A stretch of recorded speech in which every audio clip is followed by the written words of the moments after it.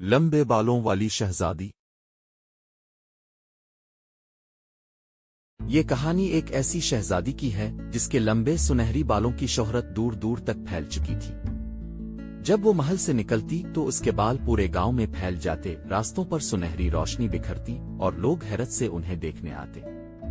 گاؤں والے اس کے بالوں کو جادوئی نعمت سمجھتے تھے اور بہت دور دراز سے لوگ انہیں دیکھنے کے لیے آتے۔ شہزادی ابتدا میں خوش اخلاق اور مہربان تھی، لیکن جب اس نے دیکھا کہ دنیا بھر کے لوگ اس کے بالوں کے چرچے کر رہے ہیں تو وہ غرور میں مبتلا ہو گئی۔ وہ سوچنے لگی کہ اس کی خوبصورتی کی کوئی برابری نہیں کر سکتا۔ وہ گاؤں والوں سے فاصلہ رکھنے لگی اور جب کوئی اس کے بالوں کو چھونے کی خواہش کرتا تو وہ حقارت سے منع کر دیتی۔ ایک دن ایک بوڑھی عورت شہزادی کے محل میں آئی اور اس سے درخواست کی، بیٹی، میں نے سنا ہے کہ تمہارے بال جادوئی ہیں، کیا تم ان کی ایک لت مجھے دے سکتی ہو؟ میری بیٹی بیمار ہے، شاید اس کے لمس سے وہ ٹھیک ہو جائے۔ لیکن شہزادی نے ہنس کر کہا، میرے سنہری بال دنیا کی سب سے نایاب چیز ہیں، میں انہیں کسی کو بھی نہیں دے سکتی۔ بوڑھی عورت نے شہزادی کی طرف غور سے دیکھا اور آہستہ سے کہا، غرور ہمیشہ زوال لاتا ہے شہزادی، اور پھر وہ غائب ہو گئی۔ اگلی صبح جب شہزادی بیدار ہوئی تو اس نے آئینے میں خود کو دیکھا اور چیخ مار دی۔ اس کے سنہری بال جو کبھی پورے گاؤں میں پھیل جاتے تھے اب تیزی سے گر رہے تھے۔ جیسے جیسے اس کا غرور بڑھا ویسے ہی اس کے بال گھٹتے گئے۔